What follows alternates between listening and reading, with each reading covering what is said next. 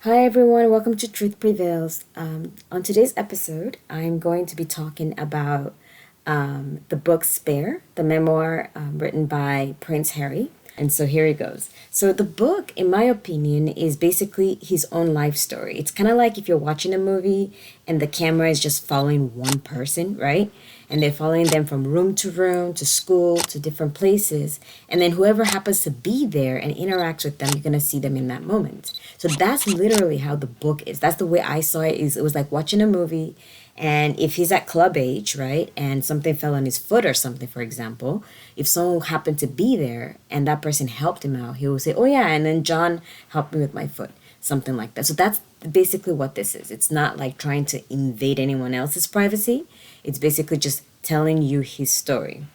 It starts, of course, with his childhood and talks about his mom. He talks about memories being blocked and everything like that. But when he talks about his mom, something that I'm not gonna go through every detail, just in general. But what you're gonna notice is that there's media presence throughout all the important moments in his life, and the media has ruined moments for him. So moments that he discusses are, his mom's death, his student life, right? Life in school, with friends, and how he got into like drugs and alcohol, and how those would get into the media and things like that. He also talks about choosing the future with his dad together. He talks about the army. He talks about dating life, and then he talks about meeting Meghan, and then he talks a little bit about like sibling rivalry. So I'm just gonna start with the mom, with him talking about his mom. So he spoke about his mom in terms of like she's cheeky, she's the kind of person that she is, and basically how that death has been a defining moment throughout his life, and how the last 2 years of his life has been very, his mom basically helped him a lot. Now, some of the things I'm saying might be from the interview because I did read the book and I did watch the interviews. So there's a chance I'm like saying stuff that weren't in the book but were in the interview. But basically, that's something that there's a sentiment that he tries to convey is that his mom, even though she wasn't here, was a huge part of his life, and he just kind of feels like she guided him through. Of course, we know what happened with his mom's death. He believes that the media, the flashes of the light, basically they're flashing, the pictures that he's looking at. He can see the lights, right? The reflection of the light on the window, and the mom is there slumped, or slumped over, and he's going, okay, so she's there and she's dying or she's dead, but these people, instead of trying to get her help, for it looks like for a moment, like a long time, we're just snapping pictures. That's all they cared about. And also the fact that those lights could have basically blinded the driver. He mentioned a discrepancy between what the media says in terms of his speed, the speed of the driver, and the actual speed on the day. Like it literally was 65 miles an hour, but they said it was like 102 or something like that. And so just things like that, basically, where he blames the media for her death. Now, him becoming a student, at school, he talks about, student life, his teacher picking on him, but not in a bad way. Like, he wasn't complaining. Even this whole book isn't like him complaining. It's just him telling a story. Now, he talks about, like, the teachers, picking on him, but not, like I said, not in a bad way. One teacher finally actually gave him a ruler, with all like his, great grandparents' names, so that like when he picks on him, he'll like be able to cheat and say, "Oh yeah, yeah, his name is this guy." So stuff like that. I just felt like it was kind of light and fun and funny. Civil rivalry started, when they were kids, but it wasn't like civil rivalry, like they were, swords or anything like that. Just normal stuff that kids go through, like why do you get that toy, or why do you get this, whatever, like just normal. So he wasn't complaining about it either. He literally was not complaining about it. So but again, he was a kid, he had a brother, stuff like that. He does talk about his brother reaching out to him. And so what I wanted to mention with that is that this is not a PR book, Because again, when I look at those moments when he talks about his brother reaching out and wanting to talk about the sadness that he feels, and he's basically like not even interested, I'm like, oh wow, your brother actually, you just humanized your brother. So again, this isn't a book about attacking his brother, at least not in my opinion from everything I've read. He's just literally telling a story, what he saw, what he remembers from everything. And then, like I said, while he was a student, he made some mistakes, the Nazi uniform, the Nazi uniform. That was another mistake that he made. I think he used, yeah, just a few times that he made mistakes. But then there was plaster all over the media and things like that. So, just basically how like the media, like made him just like really upset. They were following him. People that he trusted, friends that he would hang out with, would take pictures of him and then send it to the media. So it's like, I would imagine that has an effect where you can't trust people around you, not knowing if they're taking pictures of you that they're going to sell later on. When it came to choosing future, again, this humanizes his dad. He talks about him and his dad, basically talking about this together. And another thing that I like that he mentioned about his dad is one of the times when he made a mistake and he called his dad, he was like, I'm so sorry, I'm so sorry. He said his dad basically says, yeah, you're still growing. You're supposed to make mistakes at this age and then learn from them. So don't worry about it. So again, that shows like, again, he loves his dad and he appreciates like that kind of relationship if he's remembering and including that in his book. Talking about, and then that kind of moves on over. So the future they chose was the army. And then this part, there was a long section of the book devoted to his time in the army. This is a time that he cherished. He loved it. He loved the experience because he was able to be different, from home. He was able to go somewhere different where people, everyone was treated the same. He was able to blend in and have the camaraderie of his brothers and things like that, soldiers. But yeah, so that was something that he experienced and he liked very much the time he was in the army.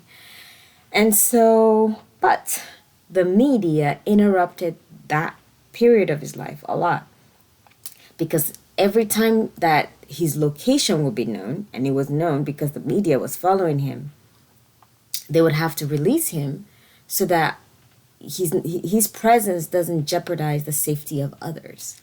And so he had to do that like 3 times, get released. And then somebody else would say, I think I have another possibility for you, right? What if you were the pilot of the Apache planes or something? And be like, oh, I can do that. I think I can do that. Well, one of them, he wasn't sure at first, but chose it. But my point is, he kept his time in the service was messed up multiple times because of the media.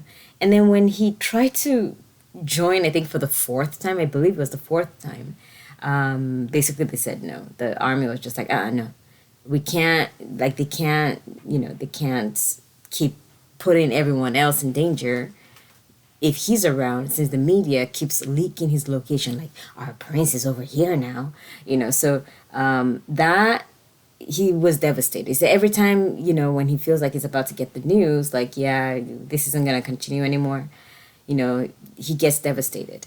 So, but yeah, so that was his experience. Again, media presence ruining another part of his life, dating life, the media again, right? So he the kind of girls that he likes, are people who are, at least the way he describes them is like, this person is different, right? So intrigued, mystery, things like that.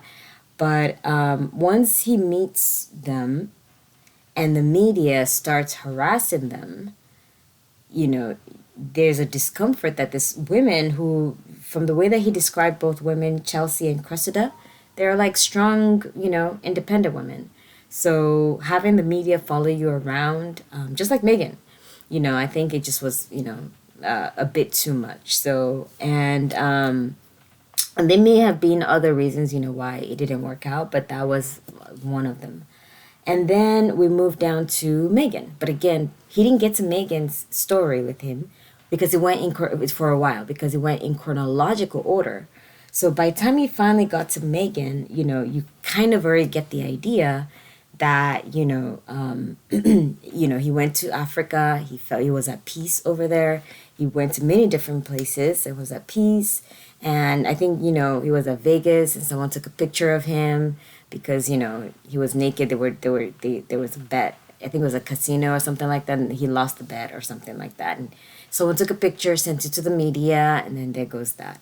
And so there's a lot of other things that I feel like his mind is more complex than what the media gives you. Oh, this is what he thinks of racism. This is what he thinks of this. If you read this book, I feel like you'll understand him a lot better than what they just print out on there. Because he does talk about a situation where someone took a video of him talking to his friend and say, oh, my Paki friend. But he didn't know that that could be a thing.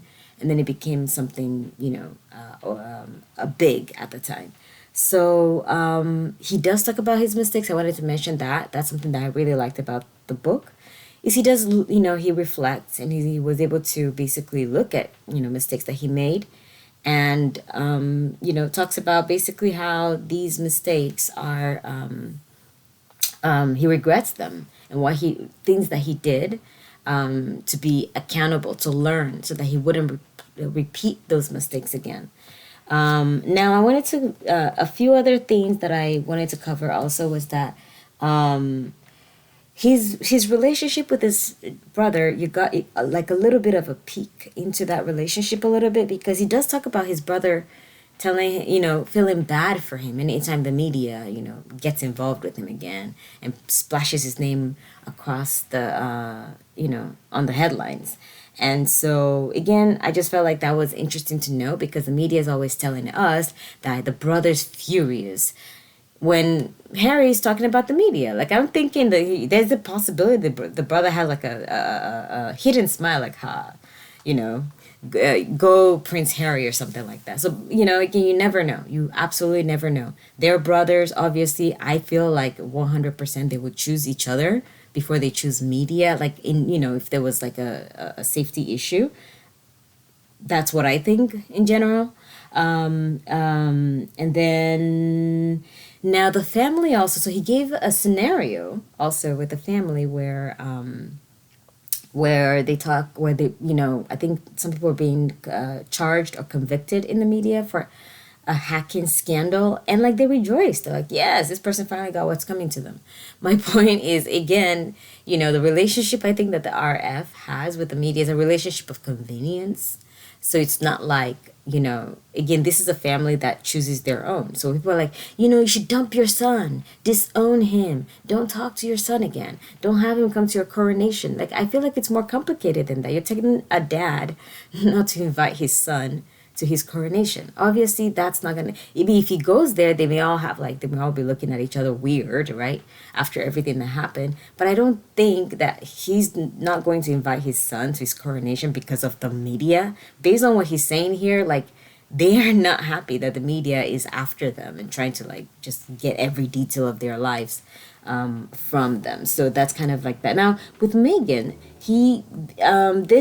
I like that this book was written, especially because of this, because them leaving was always being I guess described to us as Megxit, like this evil woman came and stole the prince. And it's like, no, I've always been on this journey of wanting to see other things, wanting to be somewhere else, wanting something different.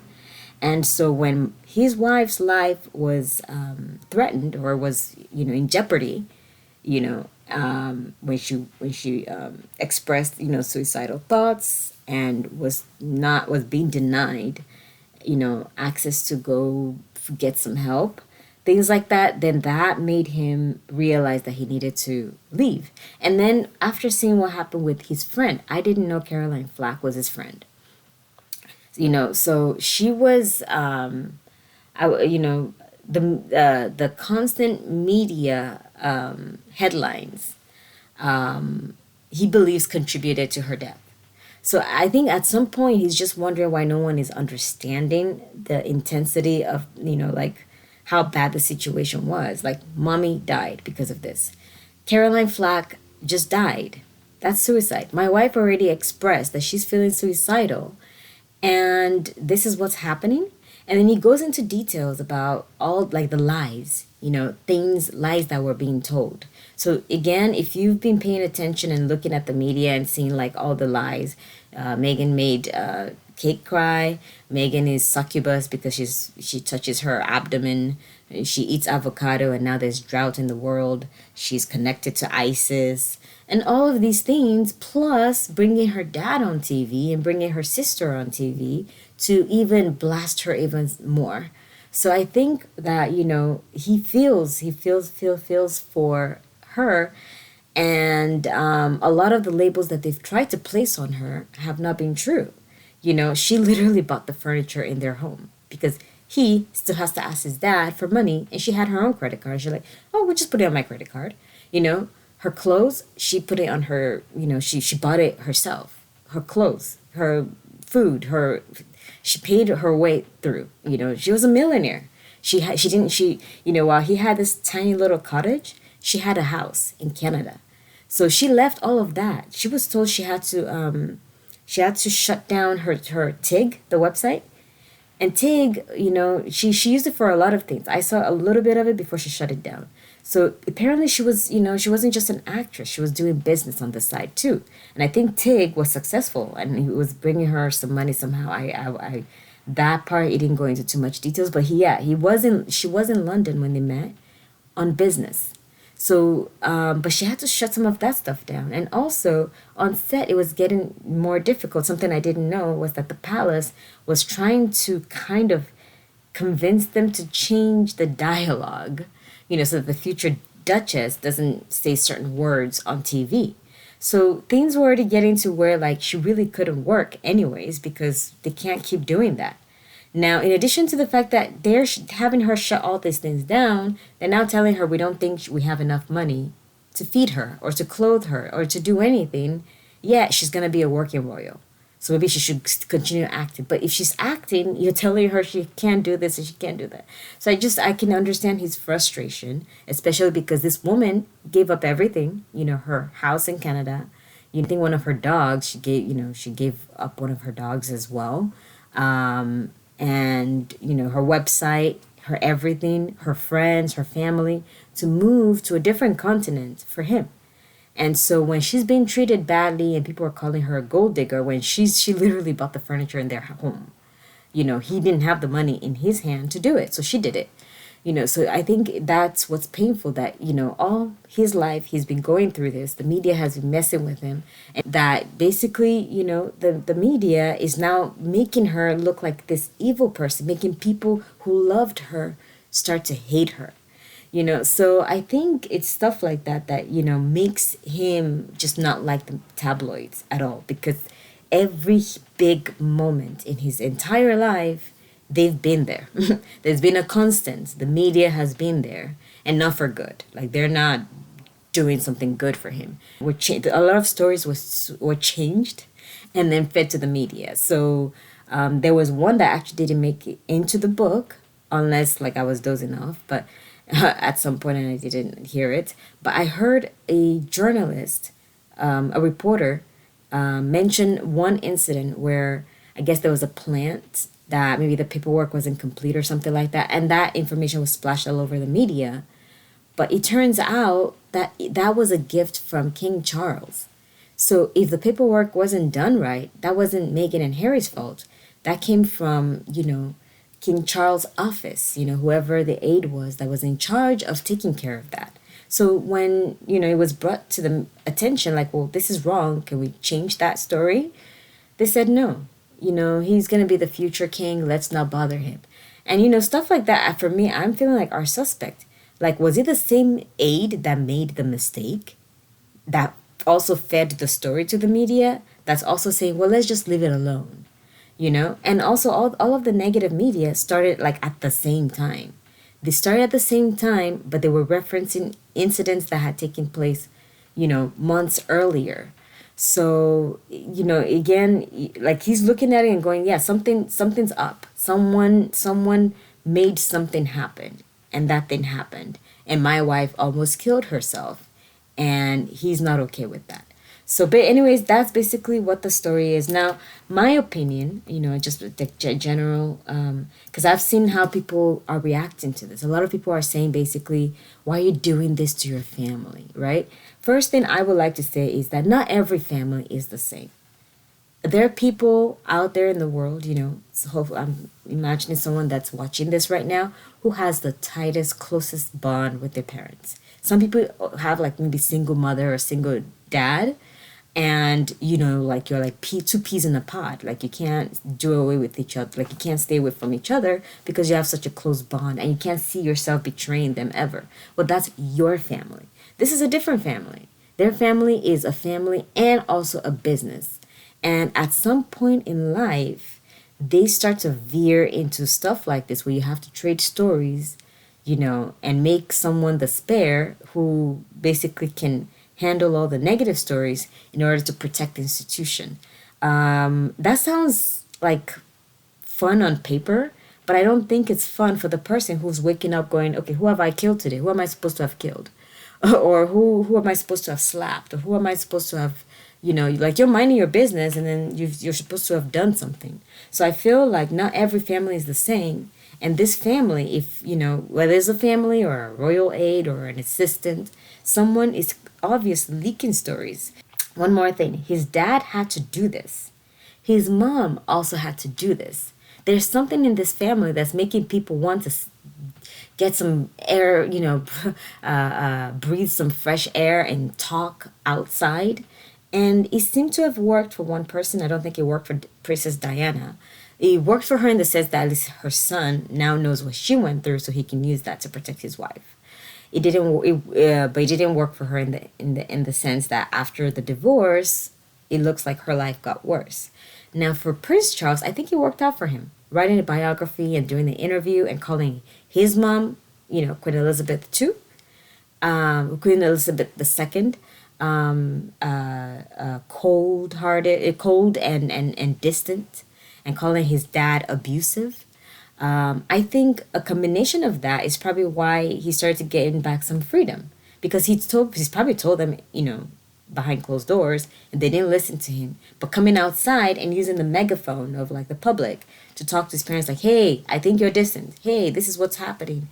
He was finally allowed to marry the woman that he loves. So maybe this is what it takes in this family, is to go out there and like do something, But that's how I feel. Not his family is not your family, and his family can still heal. After Prince Charles at the time did that, he's not the king today. Until the day that the queen died, they seemed pretty close. They seemed pretty close. So, family is family. They go through what they go through, and this isn't the first time it's being done. So it's not like this biggest scandal of the century. Yeah. Also, in terms of why did he write the book, because people have all kinds of theories, and I've seen a lot of like negative theories. He's writing this because of this or that. One of the things he mentioned during an interview is that what he's writing right now is historical record. So if anyone wants to do a documentary in the future or write articles about him or even the crown, at least they'll have the correct information. He can't stop people from writing or from speaking or making documentaries or doing all these things, but at least it won't be from a royal correspondent, a royal aide who has their own agenda in terms of how they're going to be giving the opinion. And then, so historical record. And then in addition to that, he mentioned a lot about how his mom guided him this last 2 years. And I think she guided him because of the book she wrote already. The family members that, her sisters that still exist, that are still with us today. Brother, what is it called? The biography that she wrote and her interview. So I feel like this is something I do. My dad died when I was young as well. I'm not traumatized by it. I was much older.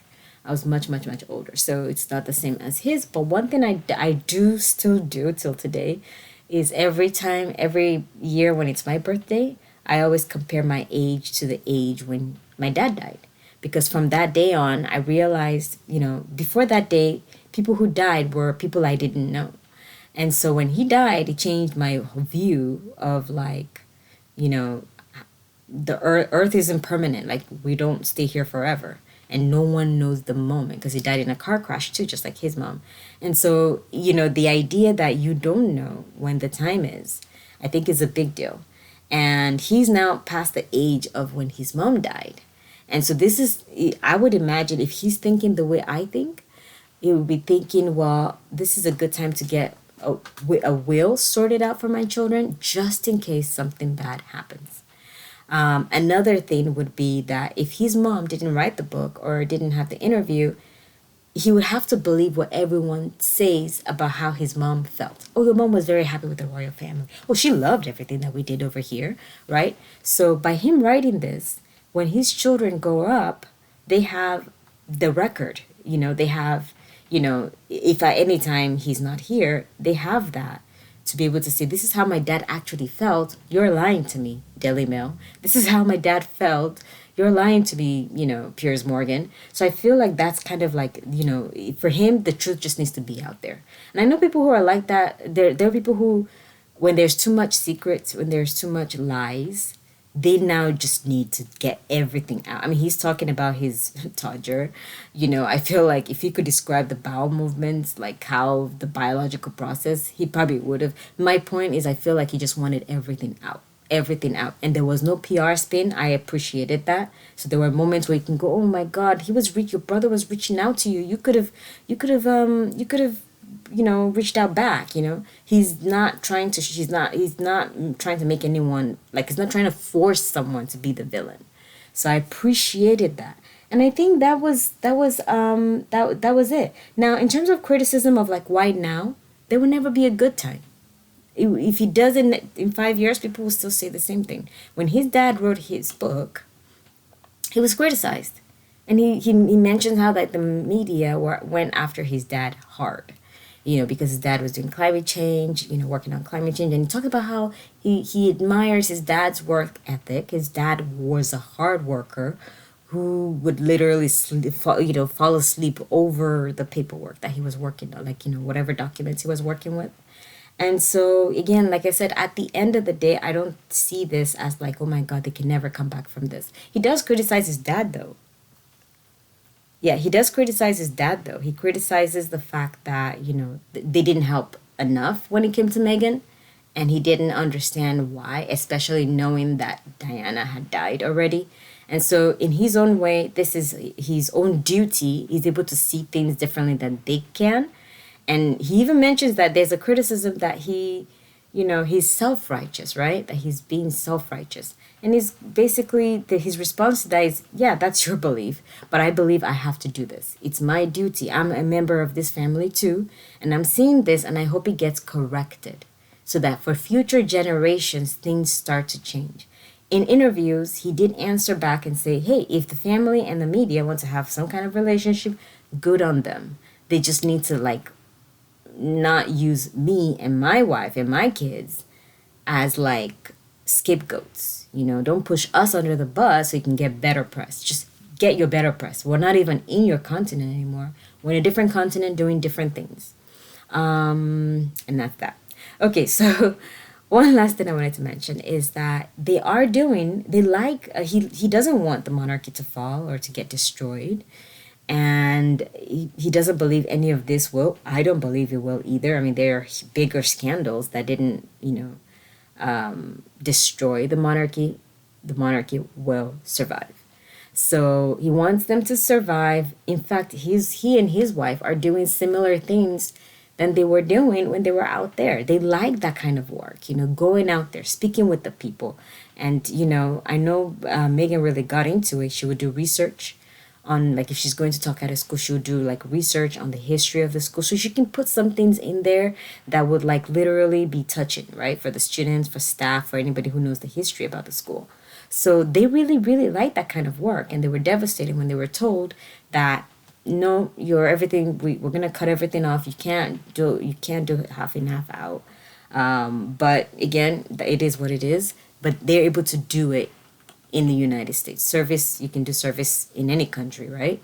So that's kind of like what they want to do. Proceeds from this book, I believe about $1.8 million will be going to charities. One is going to be in South Africa, and I forgot the name for the second one. I'll put it on the screen if I find it. But, for me, why do I like them and why am I following and why, I like them because of stuff like this. I feel like there's so much noise in the world, politics, this, that. What are you contributing to the universe? Like, are you doing something to help? If you are, yes, that's good. So they're helping people. They're raising money, and the money he sent to Africa, like he mentioned how, like, he always went there for peace, and like and this is his opportunity to give back. I like that. To me, that's what life is about.